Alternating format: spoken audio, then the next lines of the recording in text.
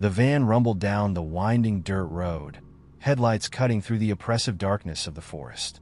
Jess sat rigid behind the wheel, her hands gripping the steering wheel tighter than necessary.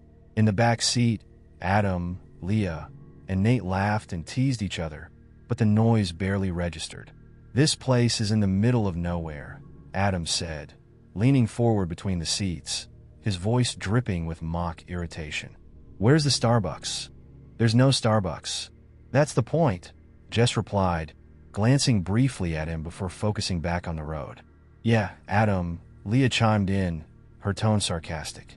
"It's called nature. You might actually like it." The teasing brought a faint smile to Jess's lips, but it faded quickly. She couldn't shake the unease that had been building since they'd left the highway. The forest seemed unnaturally quiet, the kind of silence that made you want to turn the car around and go back the way you came. "We're almost there," she said, more to herself than the others. A few minutes later, the road opened into a clearing, and Black Hollow Lake came into view. The moonlight reflected off its dark surface, making the water look like a sheet of black glass. Beyond the lake, a small, weathered cabin stood against the tree line, its wooden frame sagging slightly as if under the weight of its years. "Wow," Leah said, grabbing her camera. She rolled down the window and took a quick picture. "This place has a vibe," she added, more to herself. "A creepy vibe," Adam muttered, slumping back in his seat. Jess parked the van, her stomach knotting as the engine's hum faded into silence. The others climbed out, stretching and unloading their gear, but she lingered in the driver's seat for a moment. She'd been here before, years ago, on a trip with her uncle. It was just a lake, a quiet, isolated spot, but something about being back now felt different. "You coming?" Nate called, hoisting a backpack onto his shoulder. Jess nodded, forcing herself to move. She grabbed her bag and joined the others, glancing uneasily at the lake. It was perfectly still, not even a ripple disturbing its surface. She tried to convince herself it was just her imagination, but the unease lingered. The cabin's interior was as basic as they'd expected. A single large room held 4 bunk beds along one wall, a battered wooden table in the center, and a small fireplace in the corner. Dust coated the windowsills, and the air smelled faintly of damp wood. "This is it?" Adam asked, his voice laced with disappointment. "It's not the Ritz," Jess replied, dropping her bag onto one of the lower bunks. "But it'll do." They spent the next hour unpacking and settling in.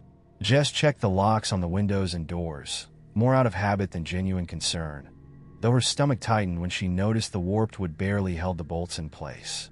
Adam teased her about being paranoid, but she ignored him. As the night wore on, they lit a fire outside and settled around it, the tension easing as they passed around beers and roasted marshmallows. Adam quickly took on the role of storyteller, his booming voice carrying over the crackle of the flames. "All right, Jess," he said, leaning forward with a grin. "You've been here before, right? Tell us, what's the deal with this place? It's got to have some spooky legend, right?" Jess hesitated, her gaze drifting to the lake. The firelight danced on its surface, casting long, flickering shadows that seemed to stretch toward the trees. "It's just a lake," she said finally. "That's not an answer," Leah pressed, adjusting her camera. "What's the story?" Jess sighed, wishing she'd kept her mouth shut. "Okay, there's a local legend. People say if you're out here at night, you might hear voices. Whispers. They call your name, lead you into the woods, and once you go, you don't come back." Adam snorted. "Seriously? That's it? It's just a story," Jess said quickly, her cheeks flushing. "Nothing's ever happened." Leah glanced at the lake, her expression thoughtful. "What kind of voices?" Jess shrugged. "I don't know. People say they sound familiar. Like someone you know." "That's ridiculous," Adam said, though his voice held less conviction now. Jess forced a laugh, hoping to dispel the unease that had settled over the group. "It's just a stupid story. Forget I said anything." But as the fire burned lower and the shadows grew darker, Jess found herself glancing at the lake more often. The water seemed too still, too quiet, as if it were waiting for something. That night, she lay awake in her bunk, staring at the ceiling. The cabin was silent except for the steady breathing of the others. Every creak of the wood, Every whisper of wind made her heart race. And then she heard it. Jess. The voice was faint, almost swallowed by the stillness. She froze, her breath catching in her throat. Jess. It came again, soft and insistent. Her stomach twisted as she sat up, straining to listen. The voice was coming from outside. Jess, come outside. Her hands trembled as she pushed back the blanket and crept to the window. Moonlight illuminated the clearing, but nothing moved. She squinted at the lake, her pulse pounding in her ears. Jess. The voice was clearer now, closer. It sounded familiar, but she couldn't place it. Jess, come here. Her heart hammered as she backed away from the window. She wanted to believe it was her imagination, but deep down, she knew it wasn't. She didn't sleep for the rest of the night. The morning broke cold and gray, the pale sunlight doing little to dispel the heaviness in the air.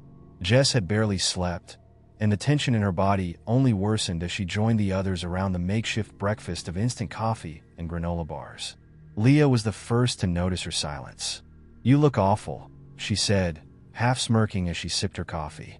"Raccoons keep you up all night?" Jess forced a smile, but didn't answer. She didn't want to talk about the whispers. Not yet. Maybe she heard the lake ghosts. Adam teased, his grin wide. They probably tried to recruit her for their underwater club. "Shut up," Nate muttered, rubbing his eyes. "You're not as funny as you think." Despite Adam's usual antics, there was an underlying tension at the table. Everyone seemed quieter than usual, their laughter forced and fleeting. Jess wasn't the only one who had felt it last night, the oppressive silence, the sense of being watched. She could see it in their expressions, the way their eyes flicked toward the lake every so often. The group spent the morning hiking along the narrow trails that wound through the woods. The forest was unnervingly quiet, the usual sounds of birdsong and rustling leaves replaced by an eerie stillness. Jess found herself glancing over her shoulder more often than she liked, but there was never anything there. Leah walked ahead, her camera slung around her neck. Every so often, she would stop to snap a picture, muttering to herself about lighting or angles. Jess watched her closely, her unease growing with every step closer to the lake. By midday, they returned to the cabin for a quick lunch. Nate suggested swimming to shake off the tension, and soon they were at the water's edge, stripping down to their swimsuits. Jess hesitated at the shore, her arms crossed tightly over her chest. The water seemed darker today, the surface unnervingly smooth. She glanced at the others splashing and laughing, trying to convince herself she was being ridiculous. "Come on, Jess," Leah called, wading out until the water reached her waist. "It's freezing, but it feels amazing." Jess managed a weak smile and stepped into the lake. The cold water bit at her skin, sending shivers up her spine. She waded in cautiously, her feet sinking into the soft, muddy bottom. For a while, the laughter and splashing eased her nerves. Adam and Nate tried to dunk each other, their shouts echoing across the lake, while Leah floated on her back, her camera abandoned on the shore. But then Jess noticed something. The sounds were wrong. The shouts and splashes didn't echo the way they should have. Instead, they seemed muffled, as if the forest were swallowing them. Jess turned toward the shore, her chest tightening. The cabin seemed farther away than it had before, the trees pressing in closer. Jess. Her breath caught. The voice was faint, almost drowned out by the water lapping at her knees, but it was there. Jess, come here. She spun around, scanning the lake. The others were still playing, oblivious to the voice. Jess. It was closer now, urgent but soft, and it sounded familiar. Her feet moved without thinking, pulling her toward the deeper water. The voice was calling her, and she had to follow it. "Jess!" Leah's shout snapped her out of it. She turned to see Leah staring at her, her face pale. "What are you doing? You're walking straight into the deep end." Jess blinked, her mind clearing. She looked down and realized she was chest deep in the water, far beyond where she had intended to go. I thought I saw something," Jess stammered, backing up toward the shore. Leah frowned but didn't press the issue. By the time they were all back on land, Jess was shivering violently, though not from the cold. The rest of the day passed in uneasy silence. The others tried to distract themselves with card games and small talk, but the tension was palpable. Jess couldn't shake the feeling that the lake was watching them, waiting for something. That night, she lay awake in her bunk, staring at the shadows flickering on the ceiling. The whispers didn't come again, but the silence was worse.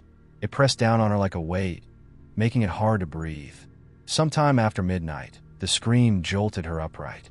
Leah was standing by the window, her face pale and her hands trembling. The flashlight beam Adam had grabbed illuminated her wide, terrified eyes. "What's going on?" Nate demanded, scrambling out of his bunk. "I saw someone," Leah whispered, her voice shaking. "By the lake. They were standing there, just staring." "Oh," Adam asked, his voice dripping with skepticism. "Another camper?" "No," Leah said, shaking her head. "It wasn't normal. It was too tall. Its arms were too long. And its face," she broke off, her breath hitching. "It was like it didn't have a face." Adam snorted, though his laughter sounded forced. "Come on, you probably saw a shadow or something." Leah grabbed her camera and shoved it into his hands. "It's not a shadow. Look."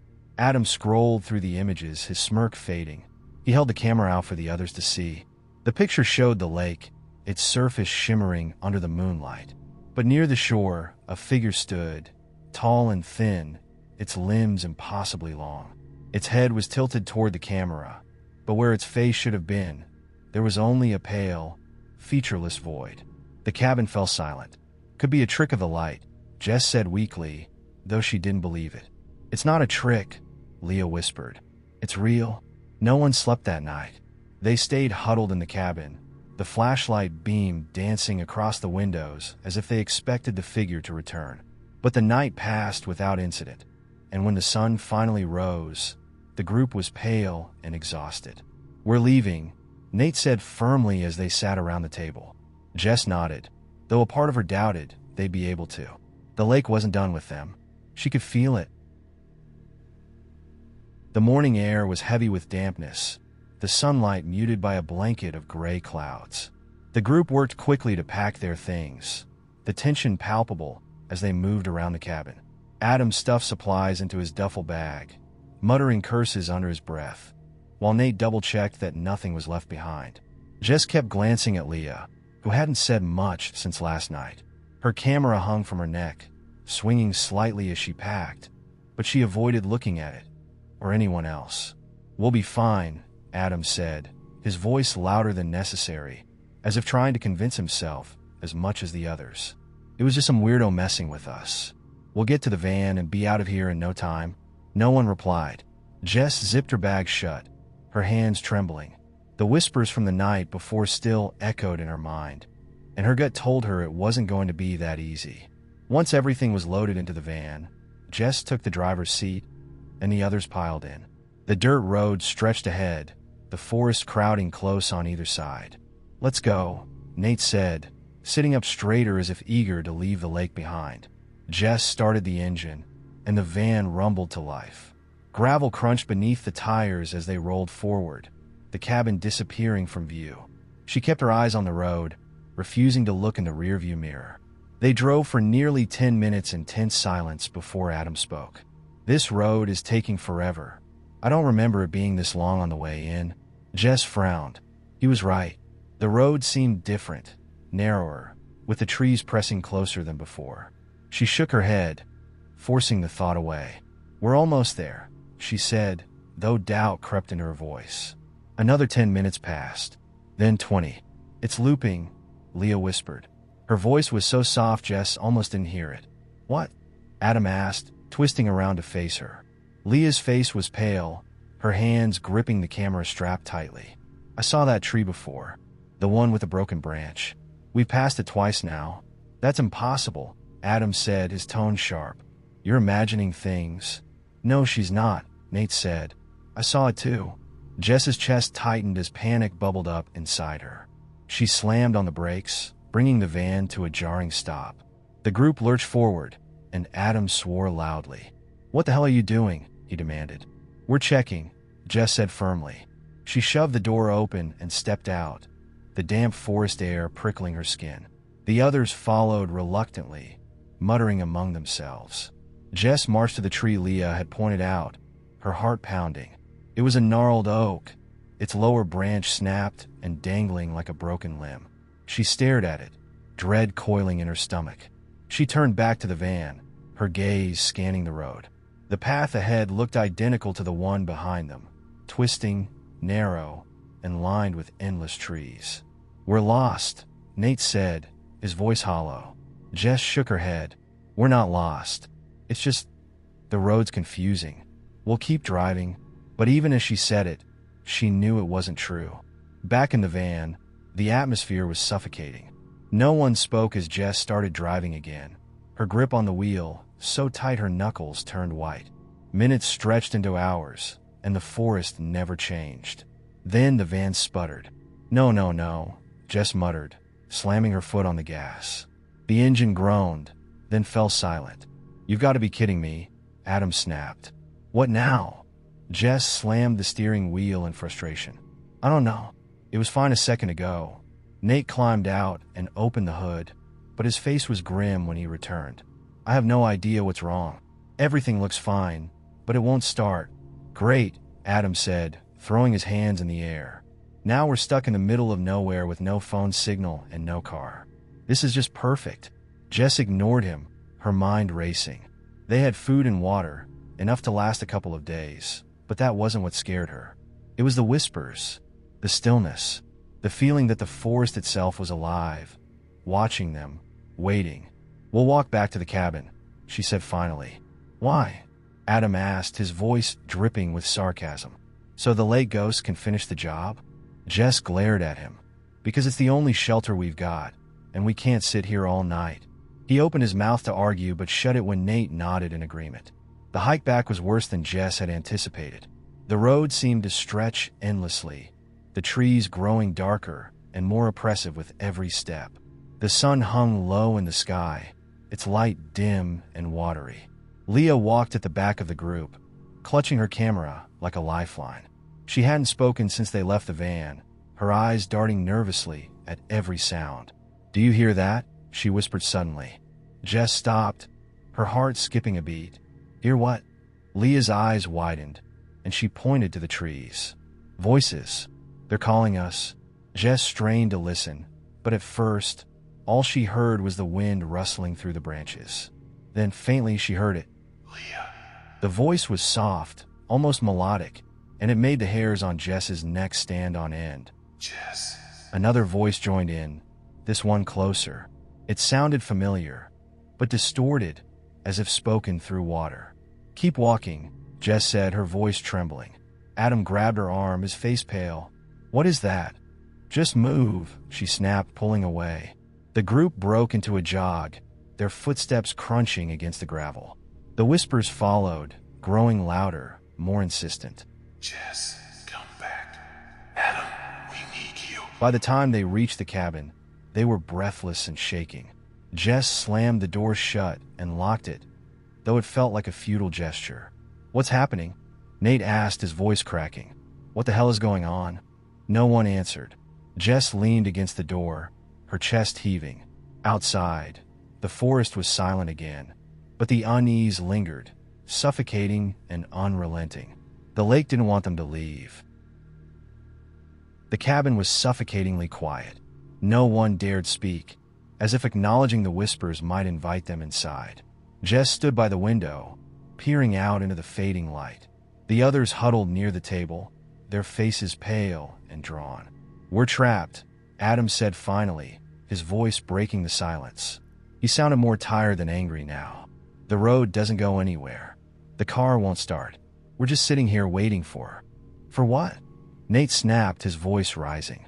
"Whatever it is out there. You think yelling about it is going to fix anything?" "Enough," Jess said, her tone sharp. "We need to think. There has to be a way out of this." Leah, who had been silent for hours, spoke up. "Maybe we're looking at this the wrong way," she said, her voice soft.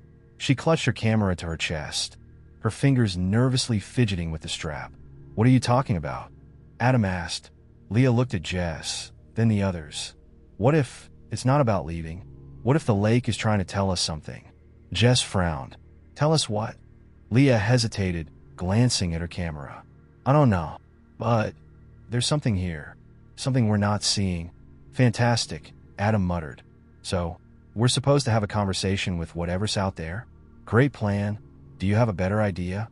Leah shot back, her voice uncharacteristically sharp. Before Adam could respond, Nate stood abruptly.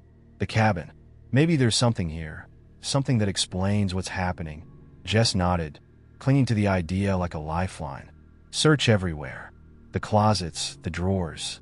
Anything that looks out of place. The group spread out, combing through the cabin with growing desperation. Jess opened an old trunk near the fireplace, its hinges groaning in protest. Inside, she found yellowed newspapers and brittle pieces of paper, their edges curling with age. She sifted through them, her pulse quickening. Guys, she called out, I found something.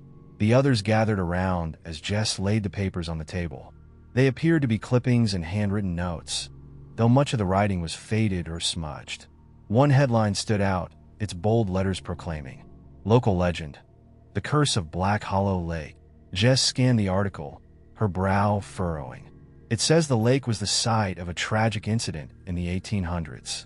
A disagreement among settlers led to accusations against a man named Samuel Reed, who was blamed for 2 deaths. The settlers believed he cursed the lake before facing consequences for his actions. Leah leaned closer, her eyes wide. What kind of curse? Jess flipped to a handwritten note, its ink spidery and uneven. The souls of the drowned shall speak. Their whispers a siren's call. The lake claims the lost. The room fell silent as the words sank in. That doesn't explain why it's happening to us, Adam said finally. Nate picked up another note, his hands trembling. Maybe it does. Listen to this. The curse feeds on guilt, on secrets. It knows what you hide. Jess felt a chill run down her spine. The whispers, the voices had sounded familiar because they weren't random. They were personal. Leah's voice trembled. It knows us. No one spoke for a long moment. The fire in the hearth crackled faintly, the sound almost too loud in the oppressive silence. What do we do? Nate asked, his voice barely above a whisper. We survive, Jess said, though her words felt hollow. The first scream came just after midnight. Jess shot upright, her heart hammering. Leah's bunk was empty, the sheets tangled and discarded. Leah, Jess shouted, scrambling to her feet. The others woke instantly, their panicked gazes darting around the room. She's gone, Jess said, grabbing the flashlight. The door was ajar, swinging gently in the cold breeze. Jess pushed it open, the beam of light cutting through the darkness. Leah. The whisper answered her. Jess, come to the lake. Jess froze, the flashlight trembling in her hand. The voice was unmistakable, Leah's, but wrong. It was too slow, too deliberate, each word dripping with malice. Do you hear that? Adam whispered. Jess nodded, her throat dry. It's her voice. Nate grabbed her arm. Don't. It's not her. Jess. The voice called again, fading into the distance. Against her better judgment, Jess stepped outside, the others close behind. The air was icy, biting at their skin as they moved cautiously toward the lake. The water glistened under the moonlight, its surface rippling slightly despite the stillness of the air. And there, standing at the edge of the shore, was Leah. She's there, Jess said, relief flooding her voice. But as the flashlight beam landed on Leah, the relief turned to terror. Leah stood unnaturally still, her head tilted slightly to one side. Her arms hung limply at her sides, and her face was eerily blank. Leah, Jess called out, her voice shaking. Leah's head snapped toward them, the motion sharp and unnatural. For a moment, she just stared, then she took a step forward. Stay back, Nate shouted, pulling Jess behind him. Leah didn't stop. Her movements were jerky, as if she were a marionette controlled by unseen strings. It's not her, Adam whispered. The figure paused at the water's edge, tilting its head again. Then it smiled. The smile was wrong. Too wide, too sharp. The group stumbled backward as the figure took another step forward. Then, without warning, it stopped and sank slowly into the water, disappearing beneath the surface without a sound. For a moment, No one moved. The lake rippled gently, as if nothing had happened. What the hell was that? Adam whispered. It's the lake, Jess said, her voice trembling. It's not just cursed, it's alive. The silence that followed Leah's disappearance was unbearable. The group retreated to the cabin, locking the door behind them, though it felt futile. Jess sat at the table, gripping the edge, as if it were the only thing keeping her grounded. Nate paced near the fireplace, muttering under his breath, while Adam sat in the corner, staring blankly at the floor. It wasn't her, Jess said finally, breaking the silence. Her voice was hoarse, barely more than a whisper. That thing, it wasn't Leah. We have to leave, Nate said, his pacing quickening. We'll hike out. Forget the road. Forget the van. We'll cut through the woods. Adam scoffed, though his voice was shaky. And end up walking in circles like before? Great plan. You have a better idea? Nate snapped, his anger bubbling over. Both of you stop, Jess said, standing abruptly. Fighting won't get us anywhere. She took a deep breath, her mind racing. The lake feeds on guilt, on secrets. That's what the curse is about. What are you saying? Adam asked warily. Jess turned to face them, her heart pounding. I think it's using our guilt against us. That's why it knows our names. Our voices. Nate stopped pacing, his face pale. You're saying we have to confess or something. Just spill our darkest secrets, and the lake lets us go. Jess hesitated. I don't know, but if we don't do something, none of us are getting out of here. Adam shook his head, laughing bitterly. This is insane. You're saying we're being punished? For what? I didn't do anything to deserve this. The cabin trembled.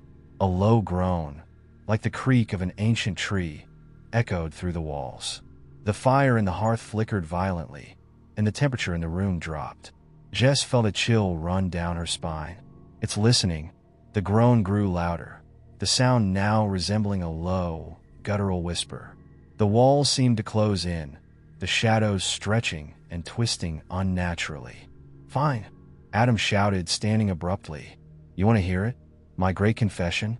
I cheated on my girlfriend last year, okay? And I didn't tell her. There. Happy. The cabin fell silent. For a moment, Jess thought the air felt lighter, as if the lake had acknowledged Adam's words. Then came the laughter.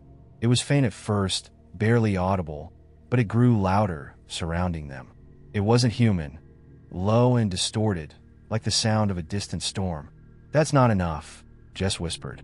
Adam's face twisted in anger. What do you want from me? That's it. That's all I've got. The laughter rose, shaking the walls. The fire in the hearth flared, casting monstrous shadows that danced across the room. Then the door burst open. A cold wind tore through the cabin, extinguishing the fire. The laughter was gone, replaced by a deep, resonant voice. Liar. Adam screamed as he was yanked backward, invisible hands dragging him out of the cabin and into the darkness. The door slammed shut behind him, leaving the others frozen in horror. Jess ran to the window, but the clearing was empty. Adam was gone. Nate sank to the floor, his head in his hands. We're going to die here, he said, his voice breaking. No, Jess said firmly, though her own fear threatened to consume her. We can end this. We have to. How? Nate asked, looking up at her with tear-filled eyes. Jess glanced at the table, where the old papers still lay scattered. Her gaze landed on the note that had haunted her since she first read it. The souls of the drowned shall speak. Their whispers a siren's call. The lake claims the lost. We confront it, Jess said, the words tasting bitter on her tongue. We go to the lake. The walk to the shore felt endless. The forest was darker than ever, the trees closing in as if trying to trap them. Jess held the flashlight tightly, its beam barely cutting through the oppressive gloom. When they reached the water, it was unnervingly still. The moonlight cast an eerie glow over the surface, and Jess could feel the weight of unseen eyes watching them. Now what? Nate whispered, his voice trembling. Jess stepped forward, her feet sinking into the wet earth. We face it. We tell the truth. Everything. Nate hesitated, then followed her lead. They stood at the water's edge, their reflections rippling faintly in the dark water. Jess swallowed hard. I'm sorry, she said, her voice shaking. For everything. For dragging us here. For thinking I could run away from what I've done. She took a deep breath, the words spilling out of her. I let someone I care about walk away because I was too afraid to admit I was wrong. I've been hiding ever since, pretending it doesn't hurt, but it does. Every day. The water rippled, but nothing else happened. Jess turned to Nate, her eyes pleading. Nate closed his eyes, his shoulders sagging. I was supposed to visit my dad before he passed away, he said, his voice barely audible. I kept putting it off, thinking I had more time. But I didn't. And now he's gone, and I can't fix it. The lake stirred, faint waves lapping at their feet. The whispers began again, low and urgent, rising in intensity. Jess. Nate. Figures began to emerge from the water, twisted, shadowy shapes that resembled the friends they'd lost. Leah, Adam, and behind them, others. Dozens of them, their faces blurred but filled with sorrow. Jess stepped back, her breath hitching. What do you want? The shadows didn't answer. Instead, they reached out, their hands curling toward Jess and Nate. No, Jess screamed, grabbing Nate's arm. We told you the truth. Let us go. The shadows paused, their forms wavering. For a moment, Jess thought it was over. Then a hand emerged from the water, larger, darker, and impossibly long. It wrapped around her ankle, pulling her toward the lake. Jess! Nate shouted, grabbing her other arm. The water rose around them, the shadows surging forward. Jess struggled, the cold seeping into her bones as the hand dragged her closer to the edge. In a final, desperate act, she screamed into the void. You don't get to keep me.